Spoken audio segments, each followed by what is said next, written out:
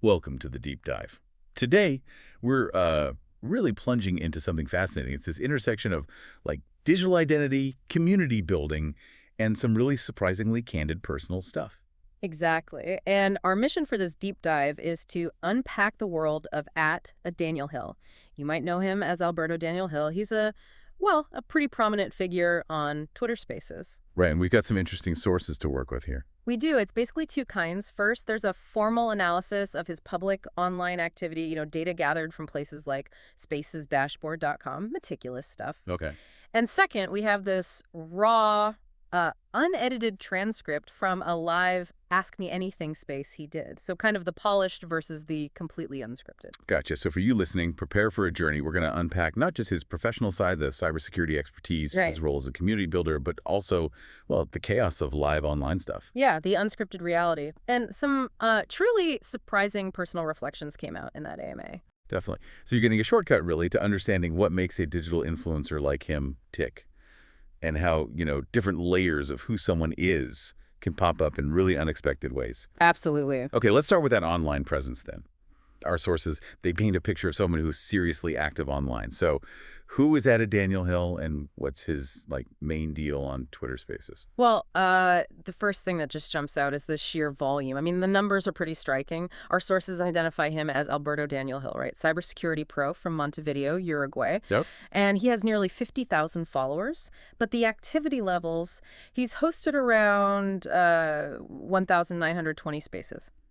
Hosted and participated in over 3,198. Wow, okay, 1,920 hosted. Yeah. That's a huge number. What does that kind of engagement tell us? I mean, what's the takeaway about his approach? It really points to a dedicated, almost daily commitment. You can see it in the data, like multiple posts linking to spaces just between July 8th and 16th, 2025. And he was in 19 spaces in just the last 30 days. 19 in 30 days. Yeah. So if you think about the bigger picture, it really highlights how someone can build a significant platform and foster a community in a specific niche just through relentless, consistent presence. It's not just a hobby then. It's serious commitment. Seems like it. It's about being reliably there. And he's clearly not just, talking into the void, right? Yeah. It sounds like he's bringing other people in. Oh, absolutely. That's a key part. He's co-hosted 207 spaces, frequently collaborates with other users' names like at UnixUs, at HackerSoIHic, at Billy Big Sacks pop up. Okay. And this whole community-driven thing, it's underlined by comments we found. Like one user mentioned a 4-year friendship that started just from these spaces. 4 years, wow. That's significant. It really is. It shows he's not just broadcasting, he's fostering real engagement, turning these virtual interactions into, well, actual relationships for people. So with all this activity, this constant hosting and co-hosting, Yeah. are people actually showing up? Consistently? What's the audience look like? Yeah, good question. The evidence points to, well, a consistent but moderate audience, an average of about 48 live participants per space. 48 live. Okay, that's solid. It is, and some of the posts promoting his spaces got view counts over 1,400. So there's definitely interest. Right. And it makes you think, in this world of just information overload, what keeps people tuning into him Yeah. consistently? What's the hook? The answer probably lies in, well, the perceived quality, the engaging content. Users actually described it as gripping, and maybe that relatability, that mentorship vibe we see hints of. That leads nicely to the next point. Our sources kept mentioning something called Alberto's style. Mm-hmm. What exactly is that? What's this unique approach that keeps people, hooked? Alberto style. Yeah. Yeah, it seems to be defined by being informative, definitely interactive, and having this sort of mentor-like quality. Mentor-like, okay. Yeah, given his professional background is cybersecurity, right? His spaces often dive into that. Cybersecurity career advice, often in a Q&A format. So it's less him lecturing, more guiding and answering. So kind of like a live masterclass maybe, Mm. but more personal, more accessible. Precisely. That's a good way to put it. Users literally call him an ansel host and a mentor. It suggests he's really providing practical guidance, insights people can use. Makes sense. And then there's the fact he wrote a nonfiction book, Log Into Hell, and he titled one of his spaces Compromiso e Influencia, which is Spanish for commitment and influence. Ah, interesting title. Yeah, it suggests maybe a storytelling approach, too, something that resonates with listeners on a deeper level. It's about sharing knowledge, but doing it in a really accessible, supportive way, building that connection. Okay, so we have this picture. Knowledgeable, expert, mentor, community builder, engaging style. But here's where it gets really interesting, right? Because this image, this polished educational host, it gets, well, contrasted pretty strongly by the raw stuff from his live AMA space. Sounds like things weren't always so smooth behind the curtain. Oh, definitely not. Yeah, the AMA transcript, it kind of throws a wrench into that polished image. This deep dive really shows the chaotic, totally unscripted reality of live online chats. So what happened? What kind of challenges actually came up during that session? Well, a really striking thing was how the technical problems just directly messed with the flow. I mean, throughout the AMA, you see repeated instances of speakers, including Alberto himself, the host, getting unexpectedly removed from the space. Removed from his own space. Yeah, and audio issues too. Comments like, can barely hear anybody, just plagued the whole session. You have been removed from the space when you're the host. That is pretty wild. Sounds like just a constant battle against glitches. Indeed. I think one host, maybe Alberto, got removed twice from his own space. And you can feel the frustration in the transcript. Comments like, well, pretty strong language. What the F is going on with this S, man? Wow. So it highlights this, critical tension, right? Digital platforms promise seamless interaction, but the reality is often still fragile. Technical glitches are real. Yeah, that unpredictability. Exactly. But it's interesting because it doesn't just disrupt. In a weird way, it almost humanizes the whole thing. Seeing the host struggle and keep going, it becomes part of the appeal, maybe. It shows resilience. That's a good point. Okay, so amidst all that technical chaos, the AMA transcript then takes this really unexpected turn into a highly personal test. What was that all about? Yeah, that was something. It was the spontaneous segment where Alberto started answering a series of really personal true or false questions. Another participant was just firing them off. True or false? About what? Really personal areas like feelings of emptiness or boredom, rapid mood changes, difficulty trusting others, unstable relationships. Okay, deep stuff. Yeah. Impulsive behaviors, feeling misunderstood, trouble controlling temper, self-criticism, isolation, challenges maintaining long-term relationships. Really probing questions. And the feedback he got from this impromptu test was pretty direct, wasn't it? Oh, yeah. Very direct.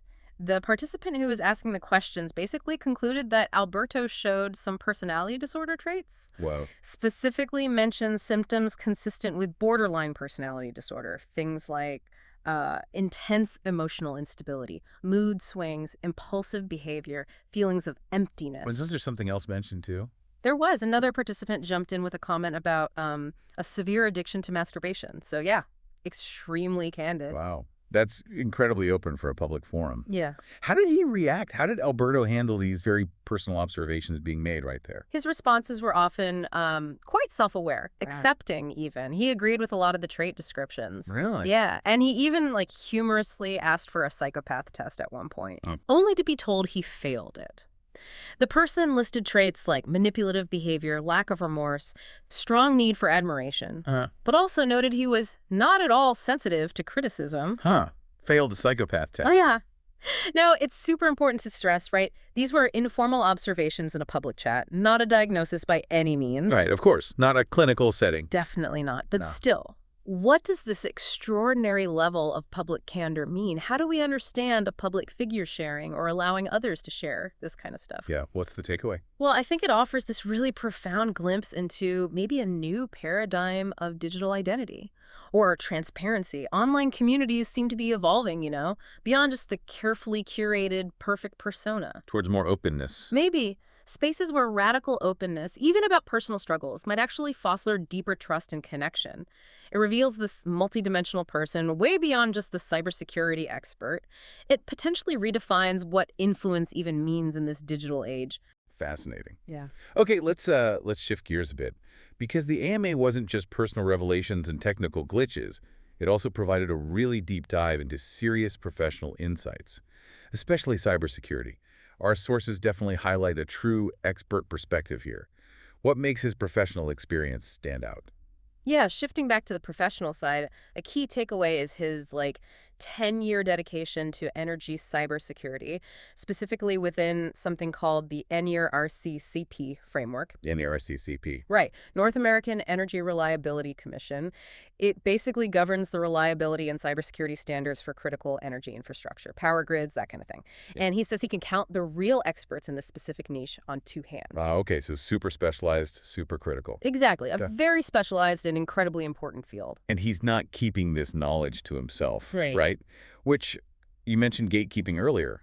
That seems to run counter to some industry norms. Precisely. That's a really important point he makes. He actively challenges that gatekeeping mentality you sometimes see, especially maybe in older generations, where knowledge is kind of hoarded. Right. He actually trains people. He emphasizes, I can teach you everything I know, but he also points out his unique foundation, like growing up with the internet, seeing all the iterations of firewalls, gives him a depth that's hard to replicate. So he values mentorship. Absolutely. He sees more skilled people as an asset to the field, not a threat to his position, which is, frankly, a vital mindset for securing critical infrastructure. We need more experts. And it sounds like he's not just talking theory. He's actually been out there on the front lines applying this stuff. Oh, definitely. His experience includes penetration testing, pen testing, the operational technology or OT side of energy systems. OT? Yeah, the control systems. Yeah. So actually going to substations, generation plants, hands-on work. He even presented research back in 2016 at Black Hat, the big security conference. Black hat? Okay. Yeah, on decoding scatter protocols. These are the specialized communication systems used in industrial control, like DNP3, which is common for power grids. And he's currently developing an open-source tool, web-based, for analyzing indicators of compromise. Oh, cool. Open source. Yep, with plans for an enterprise version too. Apparently 3 companies are already interested, so very active, very practical application of his knowledge. So putting this all together, for someone listening who might be thinking about a career in this vital field, what are the key takeaways from his insights? Well, it really highlights a significant need, right? A need for more talent in critical infrastructure security. He describes the field as pure plumage. Pure punage, like easily hackable. Yeah, basically meaning systems are often highly vulnerable, easy to exploit, kind of like the 90s, the Wild West era of hacking, but for these critical That systems. sounds scary. It is, but it also means huge opportunities. He emphasizes it's lucrative work, pays well, but also the importance is profound. You're protecting lives by securing power grids, ensuring essential services run, making sure, CPAP machines and hospital respirators have power. It's a field with just immense real-world impact. Wow. Okay, so beyond the deep professional insights and those really intense personal reflections, this deep dive also uncovered broader stuff. Observations on life, society, unexpected challenges.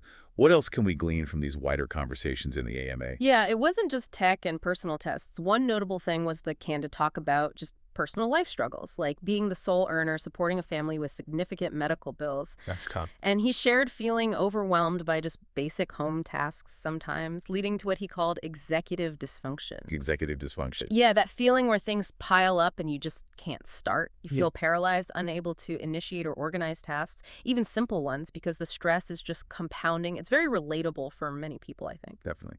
But he also mentioned something interesting, something about serendipity in dealing with challenges. Yes, that was a fascinating little story. He talked about a period of unemployment during the pandemic. He fell behind on his mortgage payments. Oh, wow. Stressful. Hugely. And initially, the mortgage company wasn't willing to help much. But then once he landed a new, good-paying job, they surprisingly offered him a really favorable re-amortization plan. Oh, okay. And he framed that whole outcome as serendipitous. It shows this kind of optimistic but also realist outlook on life. A belief that things, often work out somehow, even when you're facing massive stress. Serendipity. That's an interesting perspective. And the conversation wandered elsewhere too, right? Into societal stuff. It really did. Stepping back, you see how these informal online conversations just weave together all sorts of topics. It adds layers to who he is online. They touched on language pet peeves, pronunciation of niche versus niche, verify versus verify. The important stuff. Right. And also the rising cost of living in the U.S., milk, eggs, gas prices compared to maybe other places. Just everyday observations. And even some more sensitive topics came up. Politics, science, religion. Yeah, they did. In terms of politics, there was discussion about how places like Austin, Texas, are kind of polar opposites within the state, maybe due to tech influence. Okay. And also comments on the impact of evangelical influence on education in certain U.S. states, maybe prioritizing religious studies over science. Now, again, important to state, these are just perspectives shared within the source material. We're presenting them impartially. Understood. Just reporting what was said. Exactly. But it raises questions, Right. right, about how different societal values can really impact daily life, education, depending on where you are. Definitely food for thought. And finally, the deep dive ended with something pretty unique, some personal learning strategies. Oh, yeah, that was memorable. He shared the strategy he used for learning, memorizing pi to over 500 decimal places. 500. Why? Well, apparently he also associates mathematical concepts with classical music to help with visualization and memory. He found it particularly helpful for geometry and trigonometry. Associating math with music? Yeah. That's different. Totally unique approach. But it underscores this idea that learning is, deeply personal. And sometimes non-traditional methods are what really work for an individual's brain. Absolutely. Wow. Okay, so we've taken a truly comprehensive deep dive today. We went from the hard metrics of a prolific Twitter Spaces host all the way to the raw, unscripted, sometimes chaotic moments of a live AMA. Yeah. We've seen how Alberto Daniel Hill, Daniel Hill, is clearly not just a cybersecurity expert or just a community builder. He's also this deeply human figure, navigating tech glitches, personal vulnerabilities, all the complexities of modern life, really, out loud. Absolutely. We explored that fascinating blend, didn't we? His professional excellence in a super critical field like energy cybersecurity, and then this incredible willingness to engage in candid self-reflection, Yeah. even on really deeply personal matters. This whole deep dive, I think, has really highlighted the power of these digital platforms. They connect, yes, but they also reveal. They showcase the multi-layered nature of our online personas and the surprising depth that can actually emerge in these public digital spaces. So as you, our listener, reflect on this deep dive, here's something to consider. In this increasingly connected world where we often spend so much time carefully crafting our digital personas, how much of our true selves are we actually willing to reveal? And maybe more interestingly, what unexpected insights, what connections can be found when that filter is momentarily dropped?